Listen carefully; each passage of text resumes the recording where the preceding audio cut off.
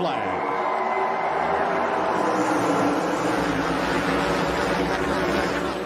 What's going on, guys? Welcome back to another episode of KozMatt's Race Recap. Let's get right into the 10th race of the season that brought us to Talladega for a super speedway race. These things never disappoint. Let's get right into this thing. The front row to start today's race was Martin Truex and Christopher Bell. Bell getting a great launch out to the lead at the start of the race, as there was great two-wide racing throughout the field with a bunch of great pushing and shoving going on to get to the front.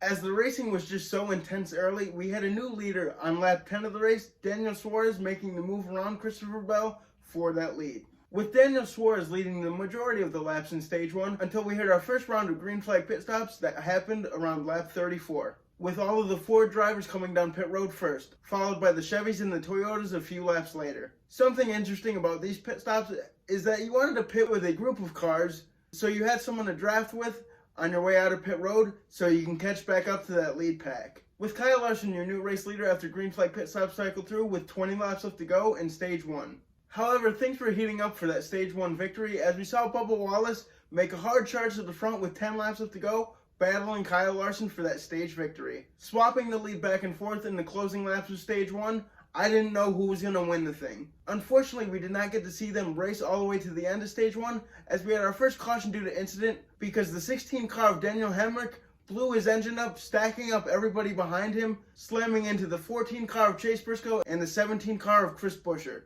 unfortunately ending all of their days. Stage 1 ending under caution with Bubba Wallace getting his third stage win of his career. With a wild ending to stage 1, we saw two teammates lead the field of green to start stage 2 in Kyle Larson and William Byron. Kyle Larson using the help from his teammate William Byron to maintain the lead early in stage 2. With Eric Jones breaking up the Team Hendrick Brigade, taking the lead away from Kyle Larson on lap 69, as he was making some aggressive moves to stay in front of the pack. As things calmed down for the most part in stage 2, that is until the 44 car of Greg Biffle decided to blow his engine up, bringing out another caution. With everybody coming down pit road to fill their cars full of fuel so they can make it to the end of stage 2. And of course, right when we went back to green flag racing, I say week after week, cautions breed cautions, and that is exactly what happened as we had two back-to-back on the restart, the second one the worst of them, as we had an 8-car pileup because the 19 car on the restart stacked up the outside line, creating chaos behind him. Some good cars including Joey Logano in the wreck ending their day. It was tough to see. But that's what you're going to get with some great super speedway racing.